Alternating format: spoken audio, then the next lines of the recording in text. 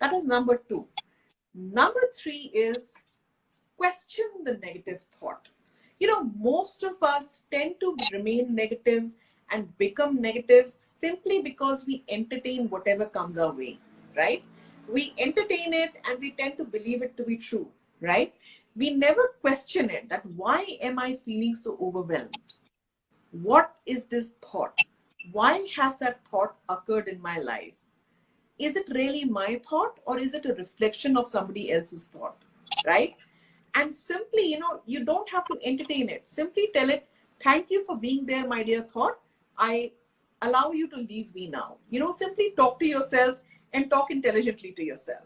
That is the third way. Do not entertain each and every negative thought that comes your way. Start questioning it, start probing it prudently. All right. The fourth is change your physical state. The moment you feel a sense of overwhelm, the moment you feel stress attacking you, the moment you feel repeated negative thoughts, maybe about your placements, maybe about the job opportunities, maybe about a friend saying something, bad about you in your back, or whatever are your stress creators, the moment you get into a loop, right? Loop about thinking about these thoughts over and over and over again, change your physical state. Change your physical scenario. Okay? If you're sitting, simply move and start taking a walk. If you are walking already, then simply walk to another place. If you're watching something and if something has been bothering you on the TV channel, simply flip the channel. Don't switch the TV off because then it'll tend to stay with you more and more. Flip the TV channel, move on to something which is light and entertaining. Simply change your physical scenario. Why do I say that? Okay. The reason why I say that is because most of your perceptions are formed by the input which you receive through your five senses, right? Something that you hear, something that you watch, something that you feel, something that you smell, or something that you say out loud, right? So, or something that you eat which reminds you of a particular stress trigger in your life, right? And out of these five senses, guess which is the sense or which is that particular organ which is attributing to 80% of your perception? Your visual senses. Whatever you see through your eyes tend to impact your perception 60 to 80 times more. Okay? And therefore, changing your physical scenario is one of the key ways to get over the negative feeling that you have. So these are 3 or 4 things that you can do in order to deal with negativity. Yes, I ma'am. hope that helps your viewers. Yeah. Yes, ma'am. So there was a question by one of our audience. Ma'am, you said that you will explain about it in the end. So the Sure. question is how to cut down screen time. Ma'am, I tried so much, but anyhow, it feels like FOMO and the loop continues. Oh, wow. That's a great question. I think it was Shraddha Patil who had asked me. She's one of our students. Right. So, Yes. Shraddha, the way to cut down on your screen time is to start little by little. Do not just get into the thing about screening, about cutting it off completely. Start with 5 minutes, move on to 10 minutes, move on to 15 minutes, move on to 25 minutes, and then move on to 2 hours or 3 hours more. Okay. There's another thing which I want to tell you all, right? Now, this is one of the most dangerous things that not just people in your age group, but people in my age group are also dealing with. There is so much of the world which is there in your telephones that you can't think of living without your phones anymore, right? They are overtaking our lives. The virtual screens are actually overtaking our lives, right? Therefore, first is simply decide. Decide, the moment you tell yourself that no,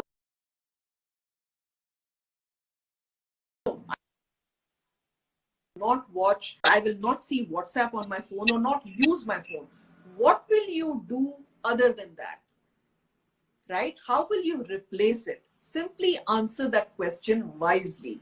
That is the most important thing that you will do. You can't just let go of a habit if you don't have a replacement for that. in that particular time in which you will not be watching your phone, what will you do? List those things out. Number two, the second step is simply moving out. Okay. Changing, when you need your phone, you basically watch your phone because it is there in the proximity. It is there right next to you. That is the reason why you're watching your phone or using your phone, right? Simply create a distance and a friction between you and your phone, right? Don't keep it with you all the time. When you're about to sleep, keep it in the other room, right? And spend 1 or 2 hours maybe meditating, maybe reading a book, maybe talking to somebody, or maybe just doing anything other than watching your phone. That is one way. Tell yourself to create a certain morning ritual which does not include looking at your phone. Create a morning ritual. So your evening times and your morning times are pretty much settled. Now, in the middle, that is one of the best ways to start with this particular habit of eliminating the screen time. Okay. Now, when you think that you don't want to watch your phone, what is the next best thing that you can do? Figure out those particular activities which will be helpful and which will be engaging to you than watching your phone. Maybe read a book, maybe move out in the nature, taking a walk in the nature, maybe listening to music for that matter, right? Listening to music not on the phone, on something else, on your computer for that matter, without that WhatsApp thing there in the computer. Cleaning your cupboard, right? Doing a dance routine, singing something, using a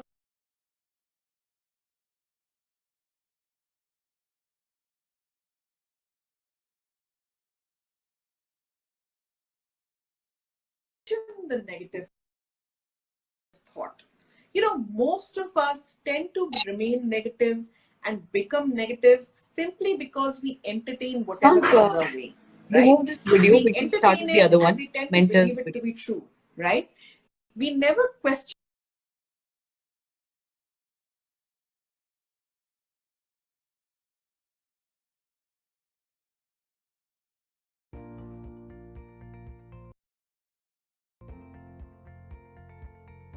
While progressing in life, at times we feel stuck due to the lack of knowledge of how to manage our time well. Deciding how to prioritize the different facets of daily self management gets hectic, whether it's for school students, university students, or working people. The lack of motivation, a great amount of workload, and the expectations at the academic front, in college, or at one's workplace is draining for an individual. Under such circumstances, a helping hand can instruct and support us in setting the right direction for our goals. At Mitr, we engage with individuals wherever they are in their journey of career development and help them learn life skills to manage complex situations while enhancing their potential and performance to optimum. Our involvement helps individuals to set the right goals and create options by following an objective process, thereby enabling them to define and manage their priorities. We help them generate self-awareness and teach them how to prioritize their time effectively. We also enhance their emotional quotient with techniques like mind mapping and dealing with success and failure to reinforce their goals and processes, while also grooming them with soft skills that are necessary for the competitive selection process, thus making them confident and prepared for success.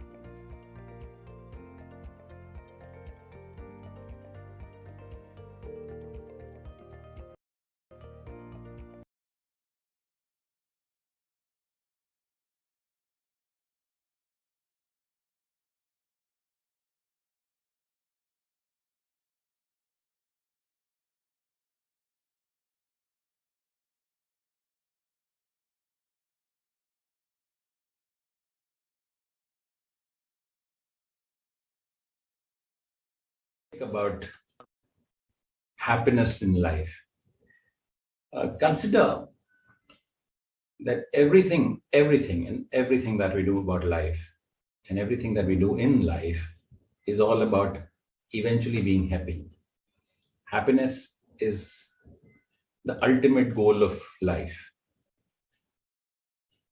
Levels of happiness could vary, but the higher the level of happiness, the best it works. Favorite line that I always, love to talk about, and something that I love to use on myself is also that, there is nothing that can't be worked on, right? Everything in this world, almost everything, right? Almost everything is something that can be worked on, could be, developed, right? Could be improved. We as human beings have such amazing capabilities and capacity that once we identify a certain thing, we can definitely try to improve on the same. If you're really, if it is paining you, probably it's not your strength area, it's a weak area, right? If maths pain you, probably maths is not your strength area. If you love talking with people, maybe communication is your strength area. So some of these things, you will know it yourself. Further, apart from that, do ask your friends. Please ask your friends, what do you think I'm really good at? And they will tell you, rattle down those 3-4 things that you're really good at. Ask your parents. And sometimes parents also tell, मेरा बेटा इसमें से बहुत अच्छा है, मेरा बेटा maths में अच्छा है, मेरा बेटा दोस्तों के साथ बहुत अच्छी तरह से रहता है. They keep telling these things oftenly without you noticing it. So whatever they repeatedly tell about you, good about you, is your strength area, right? So ask your teachers. Teachers observe you. They see your scores, they see your habits, they see your behaviors. Based on that, they will tell you what you're really good at. Second So thing, what are the changes that's happened? Things that are looking very different is work from home may continue to be a way of life, because organizations have realized, people have realized that nothing, there are lots of things that can be done as well from home and possibly better. And those professions will perhaps continue to enjoy the benefit of working from home, if I might call that. Education and training have already gone digital, but there's a lot of scope of improvement. And with that, there would be a lot of training of the trainers that will come into play. We perhaps will not have to travel so much from work, because earlier we used to just take a flight for a 1-hour meeting to Chennai, or for some training session to attend in Dubai.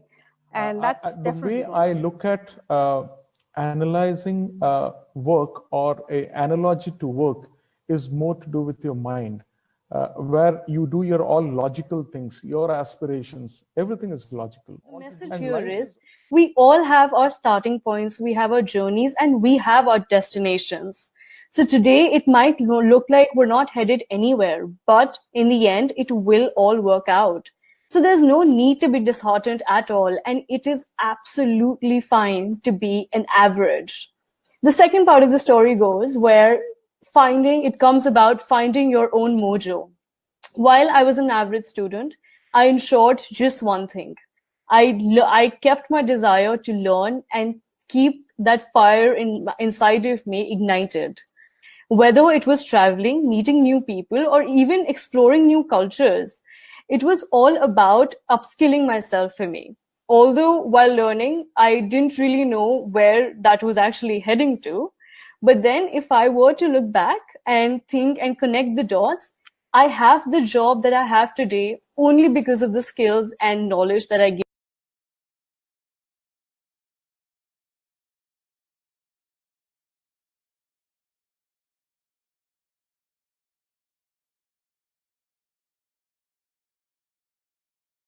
Your thoughts on anxiety being seen in so many people regarding the uncertainty of future, given how things are these days?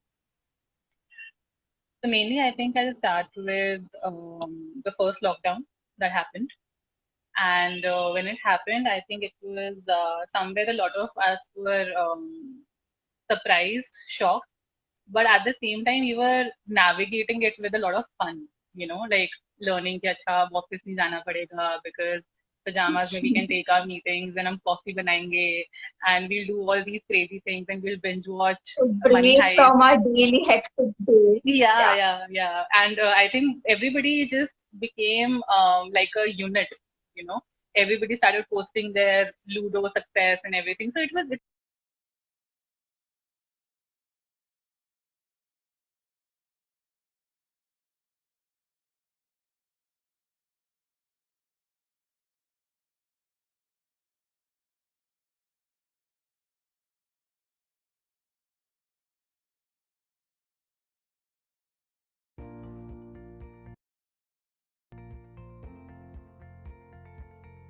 While progressing in life, at times we feel stuck due to the lack of knowledge of how to manage our time well.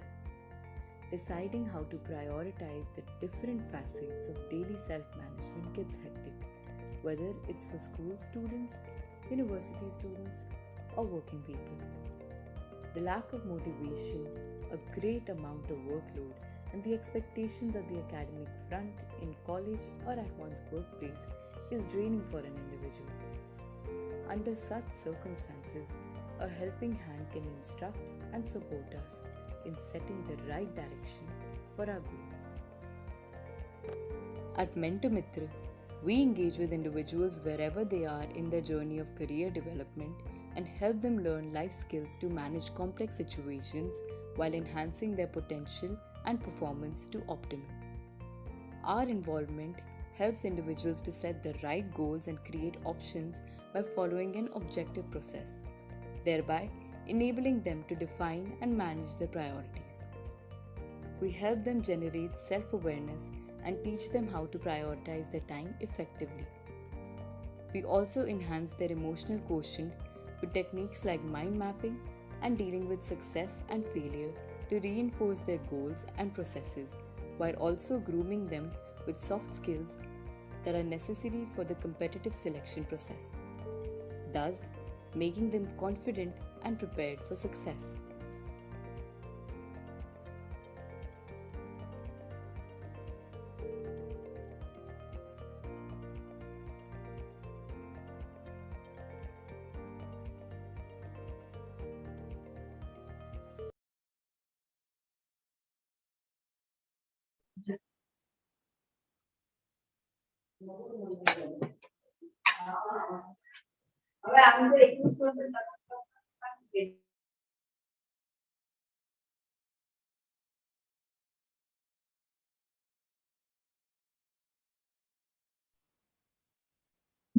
A very warm evening to one and all present here. Today, we're going to talk about starting up the entrepreneurship journey. It's rightly said, it's not about ideas, it's about making ideas happen. For today, it's February 27th, we have a free webinar talking about Mentor Mitra. Mentor Mitra is a mentoring organization where we meet individuals wherever they are in their journey of career development and help them reach where they aspire to be. There are various courses and programs with us for the same. These are the steps to avail e-certificate. A. Attend the complete webinar. B. When you see thank you on the screen, develop a link to a Google attendance form in the chat box. Click to mark your attendance and get the feedback questionnaire emailed. C. Fill the questionnaire you get on mail for your details. D. Follow our page. Whether you did or not is also in the questionnaire. If you did and replied in affirmative and actually did not follow our page, you will not get the e-certificate. If all above stated steps are followed, automatically an e-certificate will be issued online to you.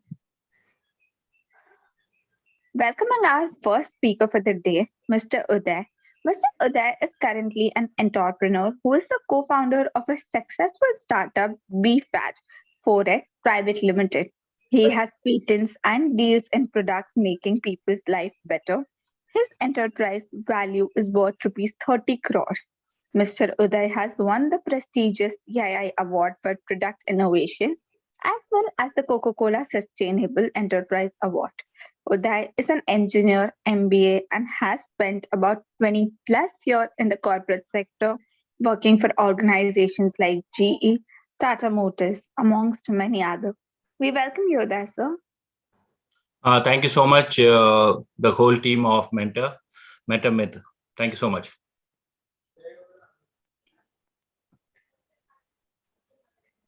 Yeah, great. So I'm happy to start. I presume you're able to listen to me very clearly. Is this fine? Yes, sir. The volume is good. Okay, that's great. So thanks for the introduction. And a very interesting topic I have been requested to talk on, and that is primarily on my entrepreneurship journey. And while I speak on this particular topic, all the audience who are there on this particular Zoom channel or on YouTube channel, I would request you to please asking any questions that you have in your mind. and the moderators will look at that question and prompt me on answering that.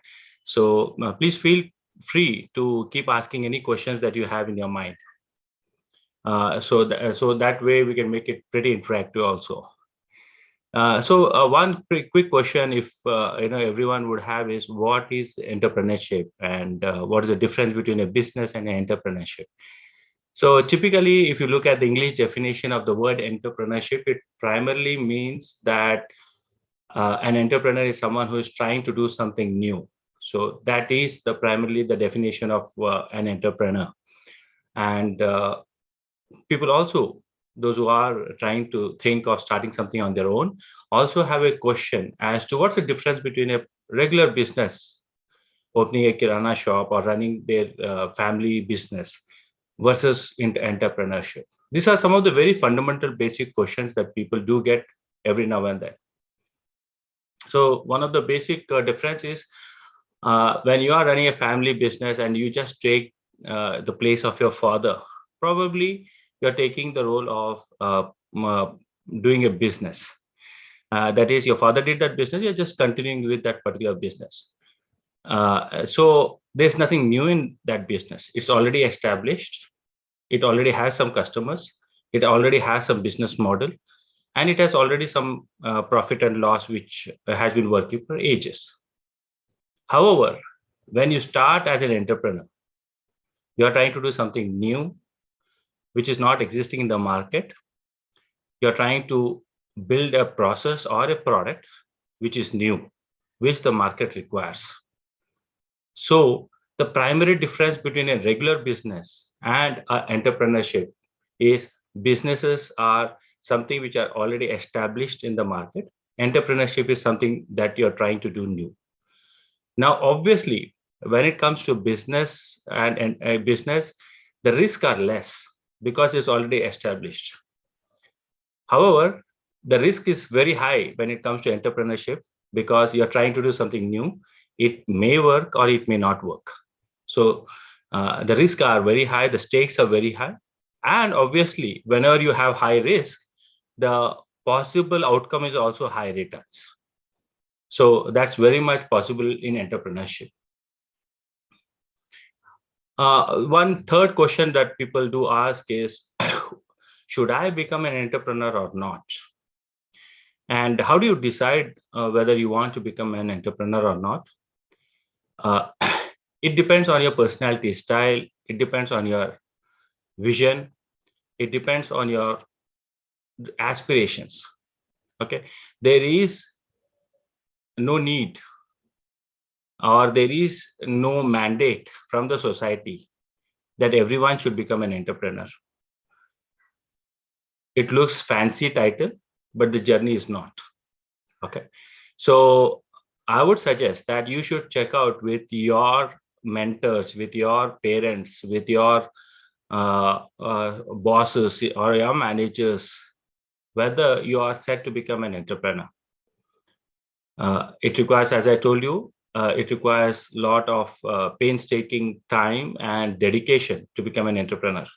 If you are set up to take up a job in any company or a corporate, there's nothing wrong in that.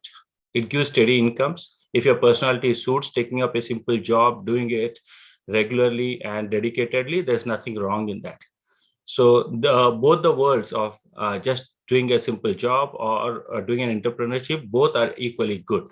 There is no difference between, you should not create any kind of an mental block thinking that jobs are bad or entrepreneurship is risky. Both are having their own pros and cons. What you should do is you should identify your personality, your aspirations, and based on your personality and aspirations, decide whether you want to take entrepreneurship or take up a very steady job in any corporate. So this is very, very important before you really want to jump onto the entrepreneurship ship. If you think about what really makes a good entrepreneur, as we spoke about in the previous third point, we spoke about difference between entrepreneurship and not doing an entrepreneurship, right? So now just going a little step deeper as to what does make a person a good entrepreneur? One, they are rogue thinkers. When I say the word rogue, they're actually thinking wild. They're actually thinking possibilities. They're actually thinking can do attitude point of view. They are actually thinking possibilities. They are thinking is a little rogue from the standard people. Generally, people have got accustomed to an XY way of thinking, but this guy says, why can't it be done better? Why can't it be done faster? Why can't it be done differently? Why can't it be done more easily? This, I would define them as rogue thinkers. Possibly sometime later, I should write a book with a title like Rogue Thinkers. Probably it will sell good. So that's a good catchy word, but that's what I mean. They are rogue thinkers. And as I said, they always look at possibilities. They always have a to-do attitude. Let me try it. They do not know the outcomes. They always believe in let me try it, let me see what happens. They are not making any predictions about the outcomes, but they try to put a plan together, they try to execute it, and then they see what the outcomes are. So they are always looking for experimentations. I think the word experimentations is kind of built into their mind, into their body, into their blood. So they want to do experimentations with their customers, with their products, with their process. So everywhere they're trying to experiment different things and like seeing what kind of outcomes are coming with this changed and better processes. So they are constantly keeping on upgrading themselves. Probably if you see a business, a regular business, you will not see much changes in them, right? If a kirana shop guy is running his shop, you will probably see no change for the next 10 years or so, right? But whereas if you are looking for a person who has tried to do something different, like Paytm is an entrepreneurial company, right? So if you see Paytm has been constantly evolving. Today, they are a payment gateway. Probably over a period of time, they could become a bank, right? So similarly, all large companies like iPhone has been an entrepreneurial company. So they keep changing their models, they keep on upgrading it, they are in touch with their customers. They always try to bring out something better in the product or service. Very important thing about social entrepreneurship is it has, as I told you, it has its pluses and minuses. So if you are young, if you have a lot of attachment to the car that you own, the dress you wear, what people say, if you have a lot of importance to these things, if you have a lot of importance to failure, if you feel that if I fail, what will my friends say, what will my parents tell? uh, I think that entrepreneurship is not yours. I'm very clearly telling it black and white. You got to be strong at your heart, because when you are taking up any entrepreneur initiative, don't take it as a fancy. You may or may not make money out of that. You may go through some troubled times. At point like this, are you okay if your parents tell that you are doing stupid stuff, you are stupid? This kind of taunts will come from the society. Are you okay to take that in a positive sense?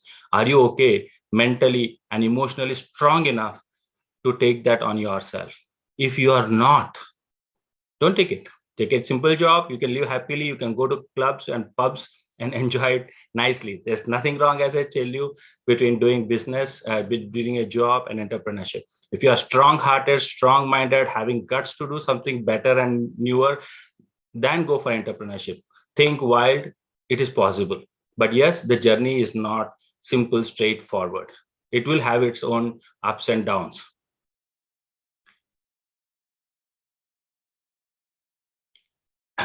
What are the other things of an entrepreneur? Typically, they are visionaries. They are not thinking the present, they are thinking the future. What can I do today that I can change the future of tomorrow? They are always thinking, how can I better a current process? How can I improve? How can I create a website? Suppose if there are people who are looking for pet food, they don't find in a city like Agra. I'm just taking an example. If there is a person in Agra who knows that there is a people who are having a lot of pets in Agra, but they don't have enough shops. So can you think of putting a website there in place for pets food and then deliver it within Agra. So he is a visionary. He is trying to solve a problem. He is trying to see a better thing, doing something better for his customers. So they are always visionaries. The vision could be small or big, doesn't matter, but he's always looking for possibilities. He's always looking for making things simple for his customers, and they are visionaries. They are trying to create a new process. They are very much a team player. Even the hardest of the people who are entrepreneurs always try and believe in their team. They individually can't really make it very big. They know that they require support and help of other team players, and they understand people's strength and weaknesses. So that's a very important aspect of an entrepreneur. If you are a good cricket player, you got to work with other 10 players, right?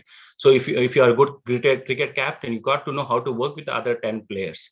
So you can't tell that, I am a good batsman, my other team people are not good. No, that's not how a cricket team wins. Similarly, in entrepreneurship, you have to win with a team.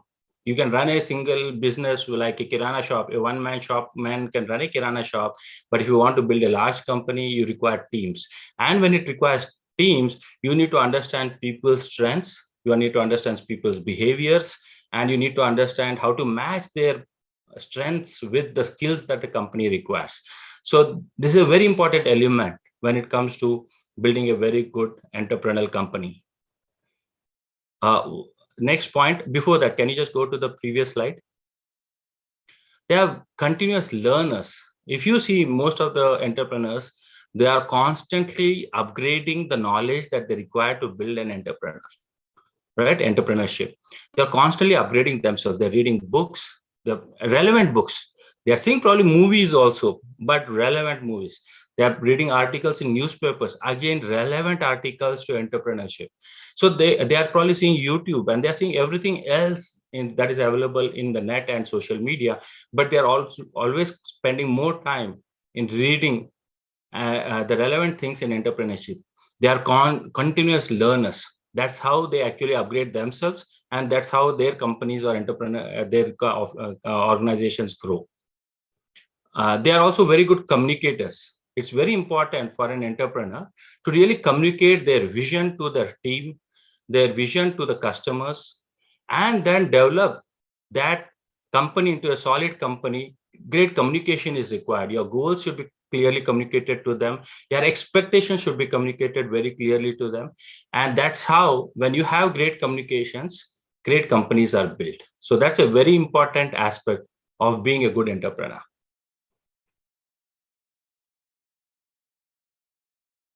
Yeah.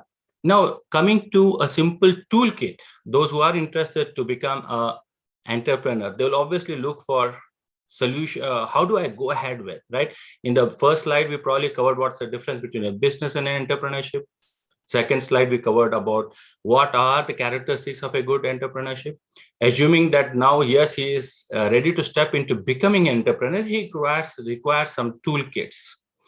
Now, some of the basic toolkits that I have presented here or going to speak here is first simplest of the toolkit is a problem solution template. What does this problem solution template means? An entrepreneur is constantly searching for problems in the society or problems in any organization. So if there is a problem, if he is able to identify a problem, that is 50% of the work done. Once he identifies the problems with the society or the company that he works in, or he is trying to build a B2B solution, so any company that he is working with, if he is able to identify the problem, 50% of the work is done with. From there, once the problem is set up in place, he should start identifying what are the possible solutions. So there could be many examples like this, right? So if you just to give a very simplest of the examples, we will see a lot of kachra around our cities, right? That itself is a problem, correct? So if anyone can think there is a problem, the kachra or the garbage really smells, it stinks. What is the easiest method to remove that from the roads or remove it from the apartments? So he should start thinking from a solution perspective. So that's all is required to really become an entrepreneur, nothing more than that. Look out for a problem in and around you, and then you find out a solution. Search the internet, search, contact people, go to colleges, go to academics, professors, go to mentors. You'll find a solution. Try the solution. That is what is called as proof of concept. And once the proof of concept is done, then you can really make change it into a proper business. So that is how you do. It's very simple. It's no rocket science. You just have to identify the problem in front of you, and for that problem, identify the solution. That's what entrepreneurship is all about. I'll just take a little bit further on what is a business canvas. Just you can go, what's a business canvas template? That's actually a breakup of the problem solution template. Yeah, if you can just go to the business canvas template.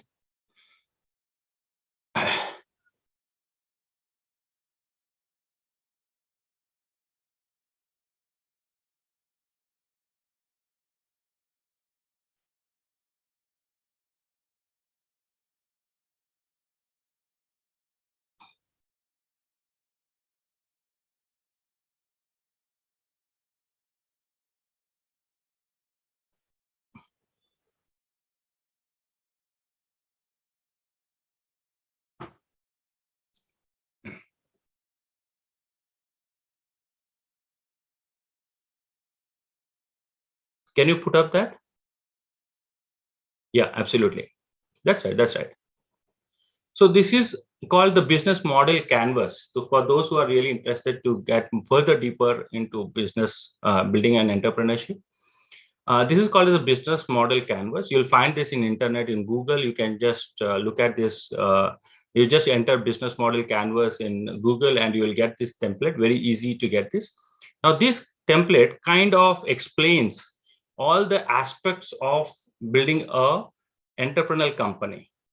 Now, the number one concept issue that you have to address, or the number one, once you identified the problem, you have to look at what are the value proposition that you're bringing to the customer. If you're able to see in the center, there is something called as value proposition. So there are certain pointers here. What is the value that you're creating for your customers? That you have to be very, very clear. Okay, so that we talked about that waste disposal. So today the customers in a particular apartment might be finding it difficult to dispose of waste if the person kachrawala doesn't come to a house. So you say that you'll put up a waste disposal machine right at the ground floor of the apartment. So your value proposition: waste is decomposed and created into organic stuff that can be used for plants. So that is a value proposition. I'm just creating an example. So that's a value proposition that you're creating. So every time you need to be very, very clear of what is your value proposition for your customer.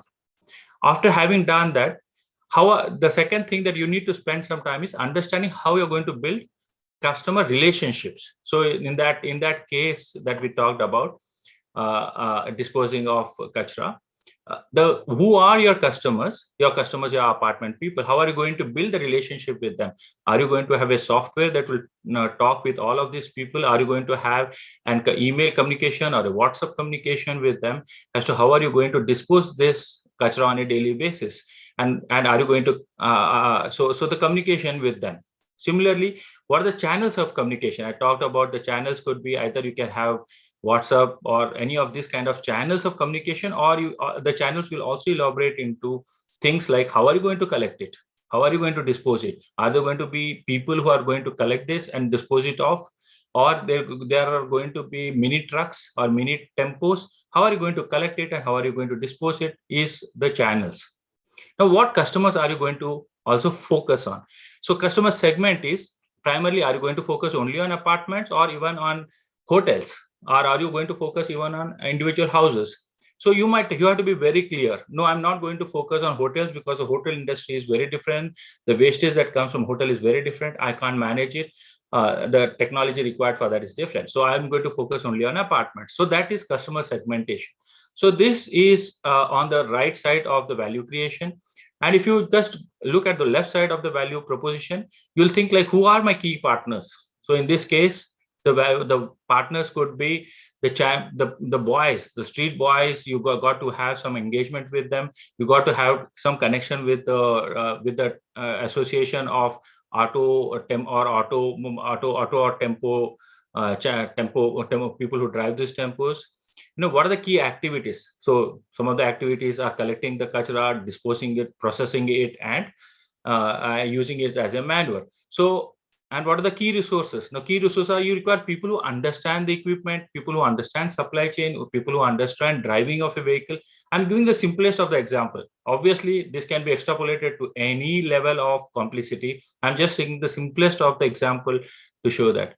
So what are the key resources? Key resources is someone who has, what is the key resource in this? Someone who really knows how to run that machine of changing the kachra from kachra to an organic manure, right? So people who understand this, maybe he's a BSc agriculture student who understands what is microorganisms, macroorganisms, disposition, how to dispose it off. So that kind of people are the key resources. Now, once you're putting your people, machine, supply chain, and all that, there will be a cost structure. So what is your cost of conversion of from kachra to a manure? So there is a cost. So maybe your cost is say 1 rupee per kg of conversion. So that is your cost structure. You need to understand your cost structure based on the money you're spending on people, equipment, and process, and rents, and electricity, and all that. Similarly, then what is your revenue? So what is the revenue, and where are you going to collect the revenue from? Are your customers going to give the revenue, or is it any other source of collecting that revenue? Will you sell the manure and collect the revenue, or your customers who are giving you the kachra, are you going to collect 10 rupees or 50 rupees or 100 rupees per month from them? So you need to have this business model canvas in one place. Once you put this blueprint in place, then I would say you should jump into actually doing the business, running what we call as a proof of concept. You should do it in a very small way. Just attack one apartment, two apartment, run it, or what we call as a proof of concept. Ensure that all these are in place before you scale it up. So scaling is then nothing but once a proof of concept is in place, you know you are making profit, you know how to acquire customers, you know who are your key resources, then you start scaling it up. Then you move from Delhi, you start doing it all across Delhi or probably all across Bombay, and then you spread it to 5 cities, then 40 cities, then 100 cities. That's how you build an entrepreneurship. That's how Ola has developed. That's how Uber has become an worldwide enterprise today. So that's how you start small and then you scale it up to a large level. So with this, I will end it, but I will leave one last point to everybody to know that entrepreneurship is a roller coaster ride. So if you really love it, it's absolutely fun. It's absolutely a super duper thing to happen. And I really wish those who want to become an entrepreneur, do study, do get your problem statement correct, do find solutions. And very important thing, do find mentors. So if you feel I need some mentors, I think you'll find that there are large bodies, in entrepreneurship bodies, where you can find mentors. You can find it in Mentor Myth. You can also find mentors in your own society or someone who's already been an entrepreneur. So there are many such options to get mentors. So with that, I would leave my session here. And if there's any questions, if you can ask, then I'll be happy to address. Sure, sir. Thank you so much. We would like to hear you back during the question and answer session, talking more about Mentor Mitr's courses. There are programs for working professionals, programs for school students, as well as university students with a duration of 1 month, 3 months, and 12 months, respectively.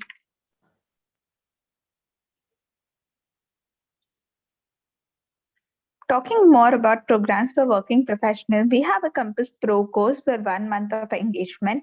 The aim is to help you set the right directions and correct your ongoing journey. There is time tracker, our chatbot special support facility, more features like free access to webinar during the month, customized template for your career roadmap, analytical report based on SWOT analysis, and AI-based personality assessment.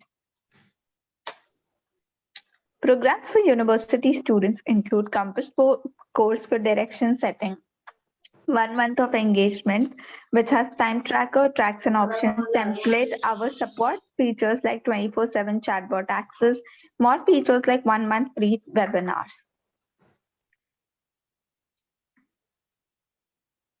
Programs for school students include Compass course for direction setting, 1 month of engagement, which has structured customized counseling one-to-one, counseling sessions, psychometric assessment, competitive ability and environment mapping, and also flexible counseling sessions with mentor for total 2 hours of time in a month. Talking about Aarti ma'am, Aarti Ahuja is a freelancer professional working as a trainer, life coach, entrepreneurial consultant, and passionate mentor with 2 decades of experience in varied roles and capacities in the industry. She holds an MBA in operation management and BTech in food technology. She has published a paper, The Magic of Deep Processed Food Industry, US 2000, and Infant Food, US 2009. In the last decade has been focusing on the field of imparting education and has been sharing her knowledge and experience with the students at Presidency College of Hotel Management to help them carve out a niche for themselves. We welcome you, Aarti ma'am. You can take over the PPT. Thank you so much, Krisha, for inviting me here and the whole team of Mentor Mitr. Uday sir gave us some beautiful points on what attributes an entrepreneur should have and why should one take entrepreneurship. That was the first thing. And a few things which I would like to say again, that it's just because your friend is doing an entrepreneur or you hate a 9-to-5 job and you want to get into a startup, that's a very bad idea to become an entrepreneur. It's a passion, it's a problem that you're solving. So an entrepreneur should have that fire and emotional intelligence and also that financial intelligence to get into entrepreneurship. So today, Sir spoke about the business model canvas and also spoke about different attributes. I would be further talking about the ideation and the conceptualization. The idea is very, very important. It is the heart and soul. Though timing, execution, business plan, a team, all are important. But if the idea is lacking, then the product is not good. It is not going to benefit you at all. So how do you decide whether what idea I have chosen is a good business idea or not? So that's something which is very, very important. How do you come to know that is this idea I should work on? Because when you are young, there are several ideas which pop in our head. I should do this work or that work. So that's something which is very, very important. So I'm just going to share my PPT here.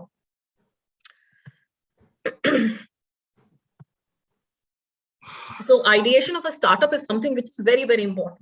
So the first point always we need to understand, a good business idea is focusing on the problem, that is the issue, and not on the solutions. So if the business idea is focusing only on the solution and you are not on the problem, ultimately you will not be solving. Now what happens most of the time, we are not taught problem searching, we are taught problem solving. So the first aspect is to search a good problem. If you're not solving a good problem, the whole idea goes there. The solutions is the secondary thing. So that is something which is very, very important. So your focus should be on the problem. 50% of your job is already done. So how do you actually come out with a good business idea? How do you search? So today I'm going to discuss with you some rough framework of ideations. So the first one is defragmentation. And I would be supporting each point with certain examples. So what does defragmentation means? Defragment means small pieces, bits and bits here. So when you're putting things together, that is called as defragmentation. A perfect example would be Zomato. It was a startup which was started by 2 IITians. And at that point of time, they were working in a software company. And for lunch, they were waiting in queues to see the menu card. They decided this is a big problem. Every day, half an hour, we have to wait for other people to order. So what did they do? They actually made a website, and for the employees, they put the menu cards of all the restaurants nearby in that website. And suddenly that idea started clicking. So later they expanded, and this was how the birth of Zomato was. So defragmenting, in different information which is scattered is put in one place. That's a perfect framework for ideation. Another one would be disintermediation. Now, what does that mean? eliminating the unnecessary steps. There might be plenty of steps which are unnecessary sometimes to kill the processes, and it makes the problem for certain people very tedious. Uber is a perfect example. It's not that earlier we never used to hire cabs, but now the facilities which Uber gave actually facilitated the customer. Now you could book your cab with a smartphone, you could make the payment with a smartphone, you can raise complaints, everything could be done. And the taxi or the cab which you are hiring would be standing at your place in 5 minutes or 10 minutes, which was earlier a tedious process. So disintermediation is a perfect example if you're looking for certain framework of ideation. Another example I would like to give here is the third point is utilizing the underutilized resource. You all would have heard about Airbnb. The founder, Brian Chesky, one of the founder, he himself was finding very difficult to pay the rents. So what he did, he had a 3 BHK house, one room, he gave it on rent. Now people would think, how crazy idea. Why would somebody come and stay in somebody's house who's a completely unknown? So that room, which was underutilized, he used that room to generate the cash flow. So that's the third framework of ideation. Another one, bridging supply and demand. There might be a huge demand, but the supply is not there. In COVID time, we saw pharmaceutical companies doing great business. There are many industries which were not doing that good business, but pharmaceuticals were rising because the demand was there and supply was less. Same way office furnitures, because everybody started working from home. And you need to develop a small home office in order to work from home. So all this supply and demand chain kept on increasing. Another thing is new combinations. A perfect example is a style cracker box. If you have heard about Alia Bhatt, who is the brand ambassador of style cracker box. Now, if it's a combination of certain services together? So you tell your body type, your height, your color complexions. There are designers who will send a dress, matching accessories, everything in one box, and you don't have to pay attention to what design will suit me. Should I go to this designer, or what matching jewelry will go? So they have clubbed everything together. So that's a good example. Or Woonik is another example. Apparel industry is using it a lot. New combination. Then comes fast followers and clones. It's not necessary. Yes, your idea should be unique, but it's not necessary that you should be the first one. Maybe someone had thought of the idea but could not execute that well. Facebook and Google are best examples. They were not the first ones, but they executed very well. Now, Google is another synonym for a search engine. Global success. If a certain concept is doing very well outside India or somewhere else in the country, in the globe, you could use that idea in your area. In Shark Tank India, just recently, Shark Tank has been in a lot of craze. There have been a lot of ideas which have been picked up from the global market. So these are some rough frameworks of ideation. These are not certain, okay, I would go my ideation according to it. But you could start thinking on these lines to generate your ideas. Because it's very important to solve a problem. Always remember. Because if you're not solving problem, it becomes an expensive hobby. And you'll end up paying a lot of money from your pocket. A stat says 93% of the startups fail. So the success rate is very, very low. So it doesn't mean, I'm not trying to scare you here that you cannot be successful in an entrepreneurship, but you need to balance all the factors very well. So where does this idea come from? Is it important to pick up a good starting point? All these questions will trouble you. So ideas are not just flashes of insight, they grow and evolve. Like I just spoke about Zomato. That was not their first idea. It started growing and evolving. So does that mean the problem lies here? Does that mean that you pick up the first idea that comes to your mind, or you keep waiting for the perfect idea? You need to have that balance. Very, very important. The first idea might not be a perfect idea. You need to analyze. And if you keep waiting for a perfect idea, there is nothing called as perfect. So you need to start somewhere. So today also, I'm going to explain you certain processes of thinking when you start deriving on an idea. So two thought processes, one is divergent thinking and one is convergent thinking. Both are important. Divergent thinking means to a problem, there is one solution. Sorry, convergent thinking means to a problem, there is one solution. And divergent thinking means to a problem, there can be n number of solutions. So once you're thinking this is the problem, start searching for solutions. Normally we tend to think like this. We need to think out of the box. So start penning out different types of solutions and then narrow it down to one solution that you will be following to solve that particular problem. And this is how your idea will start. And these are your rough stages of a startup. Ideation. You will verify your idea validation, and make a small prototype. Now, what is your prototype? Prototype is the type of product which is used for your customer discovery. So you make a sample product and you try it and launch it with few customers who are early adopters. You don't wait, okay, I will create one perfect idea, then only I will launch my product. Then you will keep waiting. So those early adopters will give you a good constructive feedback, and further you will get your MVP. MVP is your minimum viable product. What is minimum viable product? Minimum viable product, you don't add frills and fancies to it. Your basic product you create. I'll give you an example. Suppose you want an order of maybe a 4-tier wedding cake. If you create a cupcake and tell the customer, this is how I'm going to layer it up, the customer will taste your sponge, the customer will see the finish of your work, then you can scale it up. So it's okay to begin with an MVP. That is, customer validates your product. And later, then is the time to scale up when you start achieving your product market fit. Your customer is retaining there. You are able to retain your customer. So customer discovery is your prototyping. MVP, that is the minimum viable product, is your customer validation, and your product market fit is your customer retention. This is how our mind is when we start. In the ideation state, it's jumbled up. So many ideas are floating in our head and we don't know what to do. Slowly and steadily, when that divergent thinking comes into a convergent thinking, you start developing your prototype, you can start getting the clarity.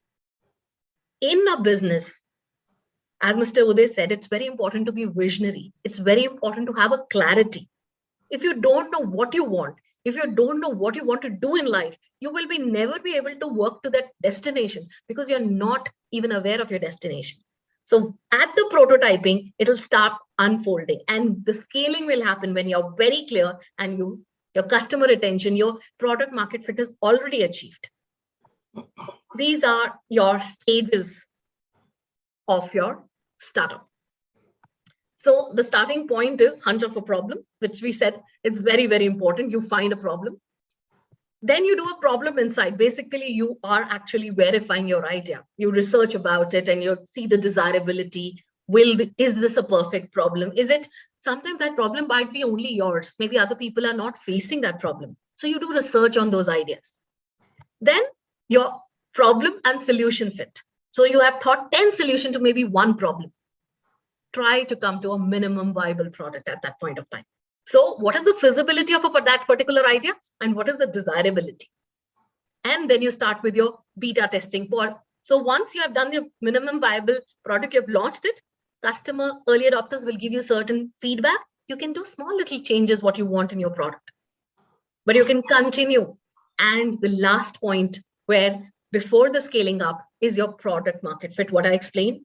Your visibility of the product is there, your desirability is there, your feasibility is there, which means there is a market for your product. Because if there is no market for your product, you're not going to make money. It is going to be a very, very expensive hobby. So the three things that you can see in the Venn diagram, the visibility, the flexibility, and desirability, which is of utmost importance. And then we need to scale it up. So this is how the whole. And the funding is also based on that. I'm not going to go into the funding today in detail. Once you achieve your product market fit, there's an incremental increase. So the whole diciness, whether your startup will be a success or not, is still the product market fit. If you are able to achieve your product market fit, you will be successful. So the last thing that I would like to tell you. So if you see this diagram, on your x-axis is your quality of issues, on your y-axis is quality of solutions. Okay, so that is the problem. So your problem should be high and your solution should be high. Those are those valuable ideas.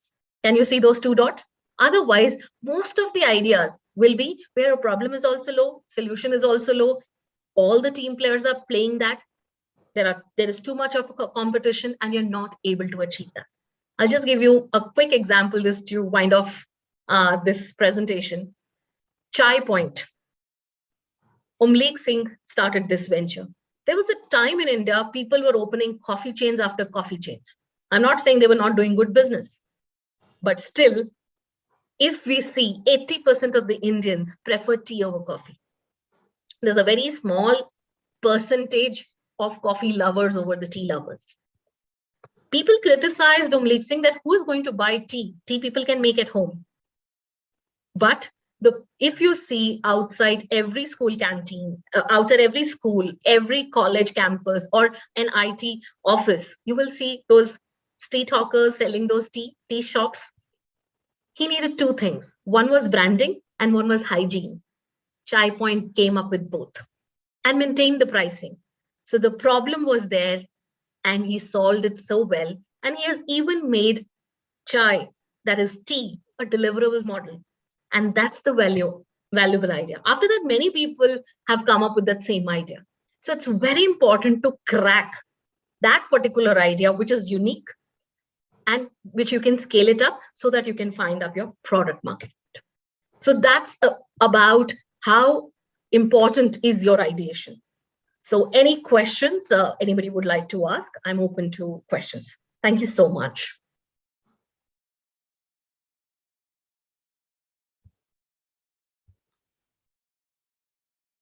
That was super, Aarti. It was so nice to hear you. Thank you so much. Very nice to see each and every slide of yours in so much detail. It was super, super. Thank you. Thank you. I just want to have a quick question before others jump into that. In your last slide, you talked about quality of issues and quality of the solution, and you had two dots there. Can you just spend 1 minute more on that? Sure, why not?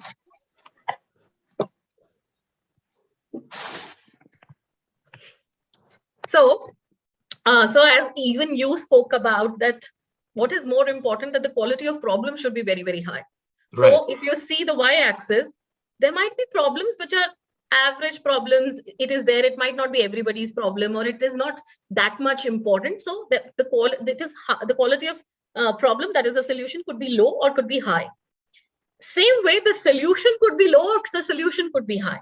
Absolutely. So most of the ideas, they lie in that where the problem is low and where the solution is also what we are trying to solve, the problem is also low. But there's two dots, which are those valuable ideas. If you can crack that, where the quality of problem is also very, very high and the quality of solution is also extremely high. So if we can do that, if we crack that, and then if the execution timing and the funding and the team is correct, I think nobody can stop your startup to be a great success. Super, super, Aarti. Fantastic. Thank you for the clarification. It was just super duper presentation of yours. Very nice. Thank you so much. Thank you. Thank you. Thank you so much, Aarti ma'am. Thank you so much, Uday sir. We're very glad that you guys removed time on a Sunday for us and gave us such insightful information. Mentor Mitr is really glad to have you both as speakers. Now, moving ahead with the question and answer session, the question and answer are put up by a participant. Sometimes while starting our own journey, it feels like it has become too late. What can we do in that case? How to motivate yourself and keep us up to date? Aarti ma'am, your smile says a lot. Maybe you can start. I always remember this Albert Einstein quote that learning starts at birth and ceases at death. So there is no age to learn and to start. So whenever you feel things are not working, we all evolved. I would just give my example as a mentor, as a trainer, as a life coach. I was not doing sessions online. And our age people catching up with the technology was tough. But we did, we learned, we evolved, and here we are. So if we would not have learned the technology so well, so it was a challenge at that point of time. Now we will say, my God, how would you do that? So I explored everything in this last 1.5 years, from YouTubing to Instagram to everything. So there is no age for learning. Always remember that the day you stop learning, that's the end of it. So whenever you feel that no, failures are not the obstacles to success, they're a part of success. It's something like a small kid. How many times the child falls, but still manages to walk? So don't be afraid of those challenges. Entrepreneurship, forget about entrepreneurship. Life is like that. It will make you fall. You have to stand up again and again to get going. That's my take on that. I'll just add to that, Aarti. I don't know what's your age. You kind of sounded as if you are like very aged person. Trust me, I'm much more aged than you. I can actually tell that I'm 52. And believe it or not, at this age, I actually took a blockchain course from IIT Hyderabad. I went through blockchain. I had zero knowledge about blockchain technology. I did a 3-day course from on blockchain technology because I felt there's something relevant of that in my business. So went through that course. I was sitting with people who are probably 21, 22, 23 years of age. I was probably double of them. And that's it. As you very clearly said, there's no age for learning. As to that question, yes, there's no age of learning. So you can learn anytime, every time. And in fact, the best thing is the world is so open for knowledge. Just open YouTube, just open Upgrad or any of those, so many online courses. You get anything and everything almost for free. So just have that intent to learn and everything is there with you. Very nice. Thank you so much. The second question is, sometimes we face certain amount of losses in a startup. In such cases, how to stay motivated and what to do about it? Yeah, I'll take up that. I think that's a very obvious question. If someone is yet to start up, this is very an obvious question. See, when you start up an entrepreneur journey, you think like you're learning cycling, okay? So when you learn cycle, you're kind of mentally already set up that you are going to fall, right? You are going to probably have you'll hurt your knees, right? This is when you're cycling, you're going to learn cycling. Your parents would have told, your friends would have told, "Yeah, mere ko chot lag gaya, you'll hurt your knees." You're kind of aware of that fact. But what is more exciting for you is that once I learn cycling, I'll be able to do it on my own. I don't require my parents holding my cycle in the backside. You know that the future is better than the process of going there. So similarly, in entrepreneurship is nothing different. You should be just aware that there will be times when things will not work. That's all. That's all is what you need to know. And there will be losses. So you just have to be mentally prepared. You just don't think that everything will be nice, beautiful. No, there are going to be some challenges which will come up. So just be mentally ready for that. Once you are mentally ready for that, I think it's going to be just like learning cycling. You'll be looking forward for that beautiful time when you learn cycle and drive on your own. And you know that now falling is very, very less probable. And just want to add this, that money saved is money earned. Financial intelligence, especially for the young people who are listening to us, it's so important that we don't have to get to the fancies of a startup. You can start a startup from a garage, from a home, from anywhere. It's not necessary that you need to have a fancy office, then only I'll start. Then probably the losses are huge. So start minimalistic. And that is the definition which I said, MVP, minimum viable product. Develop the minimalistic product and go for it. And probably for young entrepreneurs who are very scared of finances and things like that, and who don't have a backing, bootstrapping is a perfect way of funding your own business. Whatever you earn, put it. Whatever you earn, once you get the confidence, then go for the angel investors and the VCs later on. But initially, I think bootstrapping would be a good way that you use your profits into your business and go step by step. But still losses will happen. You will fall. Thank you so much, Aarti ma'am, for that. So, I would like the last question for the day is just one golden piece of advice from both of you. So, you can go first. Uday sir, please. Yeah, one piece of advice, if you ask me, I think we as humans are primarily creative people. Okay. So my suggestion is everyone should take a shot at entrepreneurship because it's all about creativity. Yeah, only thing is don't hold your fear back, just plan it well. There were some pointers on how to find out the idea by Aarti. They were phenomenal pointers. There were some templates that I shared of how to create a business model canvas, and go ahead with that. Fear will be there, but I think you just plan that fear. You just plan that fear. There will be, you will take some, if you think that for 6 months or 8 months you'll not make money, you may lose money, you plan for that funding, then run that course of 6 months and 8 months, and there will be some bad times, so you budget that bad times in your planning. And I think over a period of time you will start liking it and loving it. I think every human being is actually an entrepreneur by nature. It's only that fear at times is a little more in some people and less in some people. I think you just have to overcome that fear with an element of plan in that you should accommodate that losses that come. And I think then in that case, then you will only fly at a longer period of time. You'll only fly as a great entrepreneur. And just to add to this, for me, I always say as a coach, 90% is mindset and 10% is strategy. So if you believe in yourself, then you can do anything. If you start, no, I can't do this. If you have your limiting beliefs which are holding you back, then that never happens. So if that belief, I can do it, then you'll be able to do it. So that 90% elders used to say, think positive will happen. Actually, that's very, very true, because our subconscious mind tell us that yes, you can do it. And that is something a child never thinks before when he falls or she falls, that will I be able to get up or not.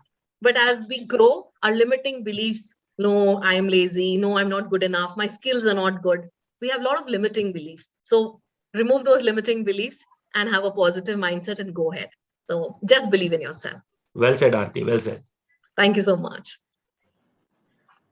Thank you so much, Aarti ma'am and Uday sir. We would now like to move ahead with our webinar, talking about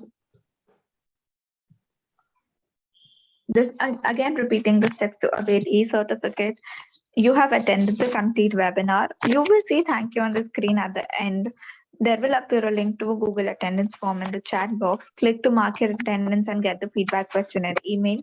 Fill the questionnaire you get on mail for your details. Follow our page and please reply in affirmative only and only if you have followed, or we won't be able to generate an e-certificate to you. If all the above stated steps are followed, an e-certificate will be issued online to you within 24 to 48 hours.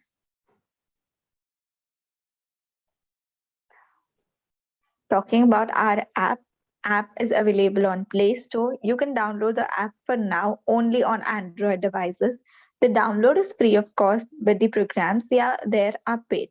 App is available in countries like India, Philippines, Bangladesh, Indonesia, Italy, Malaysia, Nepal, Russia, Spain, Thailand.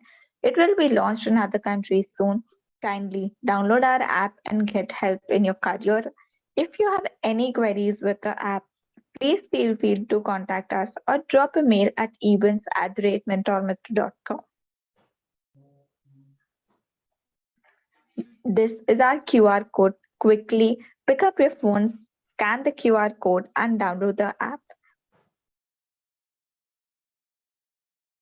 Thank you very much. Thank you. Thank you, everybody.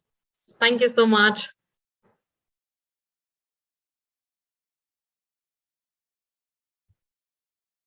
It was nice meeting you, sir. Yeah, thank you, Aarti. It was so nice listening to you. I never knew I would be actually hearing you, and didn't knew you earlier, but the presentation was super duper.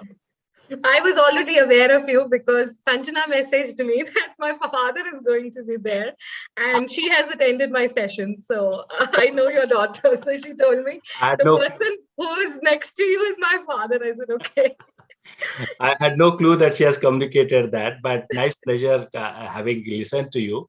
It was so nice. Your clarity of thought was really very nice, very nice. What do you do, by the way? What is your business? But I'm not sure whether we should discuss here or should we? We can discuss over a call, I think, Krisha. That's fine. That's fine, Aarti. Thank you so much. Yeah, I'll take your number from Krisha and call you. Yeah, sure. Thank you, Aarti. Bye. I'll be forwarding the details. Thank you, Aarti ma'am. Thank you. Thank you. Thank you.